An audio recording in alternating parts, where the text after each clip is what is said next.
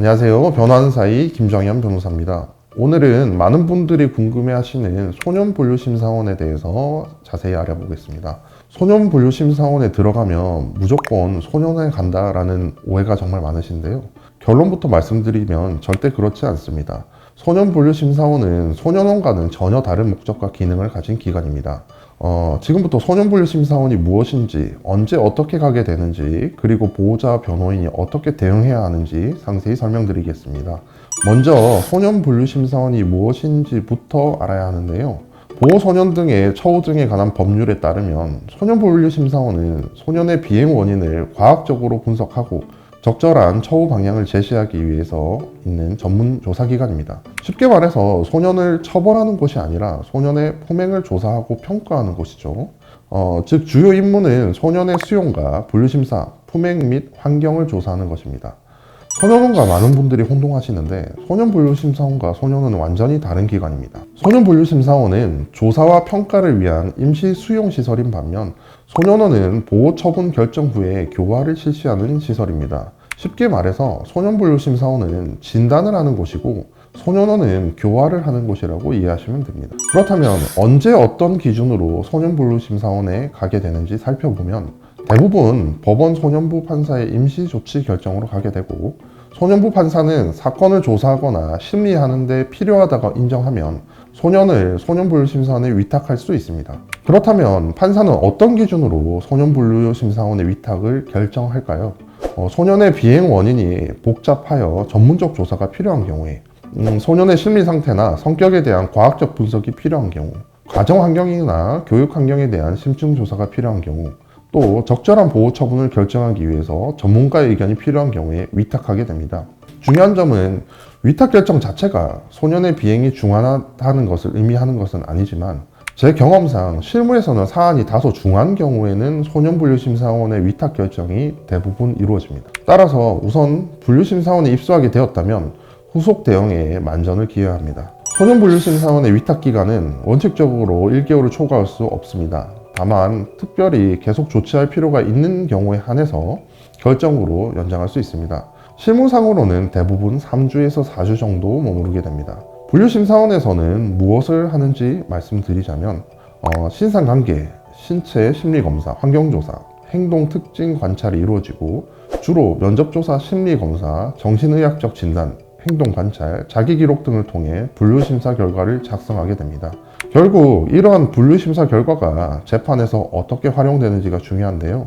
분류심사원에서 분류심사 결과가 나오면 분류심사원장은 그 결과를 법원 소년부에 통지하게 됩니다. 이 분류심사 결과는 법원이 최종 보호 처분을 결정하는 데 있어서 아주 중요한 참고 자료가 됩니다. 법원의 판단에 상당한 영향을 미치게 되는 것이죠. 그렇다면 자녀가 분류심사원에 입소하게 되면 어떻게 대응해야 할까요? 우선 분류심사원에서는 보호자의 면회가 가능합니다. 따라서 부모는 정기적인 면회를 통해서 소년에게 심리적인 안정을 제공하고 가족의 관심과 지지를 보여주는 것이 매우 중요합니다. 제가 실무에서 경험해보면 자칫 분류심사원에 왔다는 것만으로도 아이들이 모든 것을 포기하고 자포자기해버릴 수 있기 때문입니다. 또 변호인도 접견이 가능한데요. 저 같은 경우에는 소년이 입소하자마자 접견을 가서 분류심사원의 목적과 생활태도 등에 대해서 강조합니다.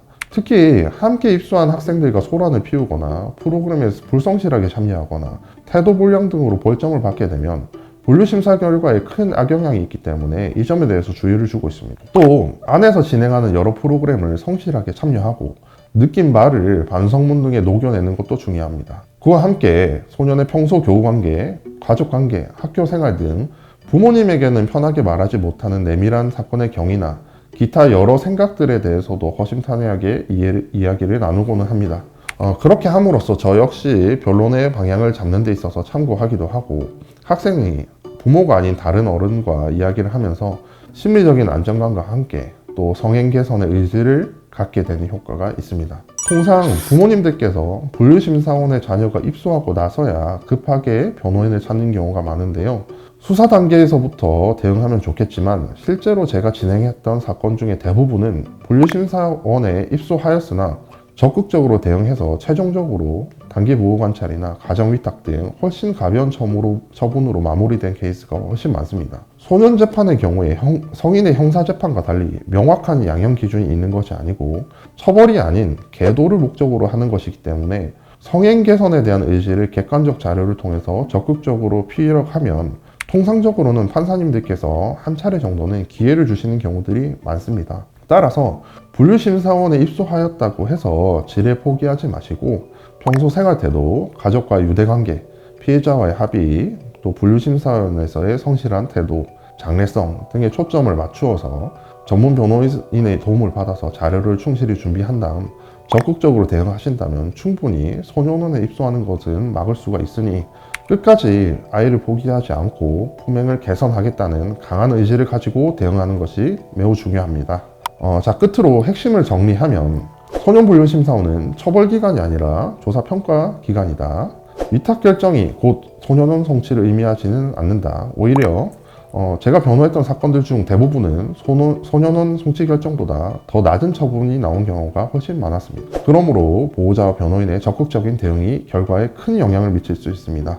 분류심사 결과는 법원의 최종 처분 결정에 중요한 참고 자료가 되므로 반드시 심사원에서 성실하고 모범적인 태도로 생활해야만 합니다. 소년 사건은 처벌보다는 교육과 선도가 목적입니다. 따라서 분류심사원 위탁을 너무 부정적으로만 생각하지 마시고 소년에게 가장 적합한 처우를 찾기 위한 가정 정도로 이해하시기 바랍니다. 우리 아이와 가족의 미래를 위해서 전문가의 도움을 받아서 신중하게 대응하시기를 권해드립니다. 그럼 시청해 주셔서 감사합니다.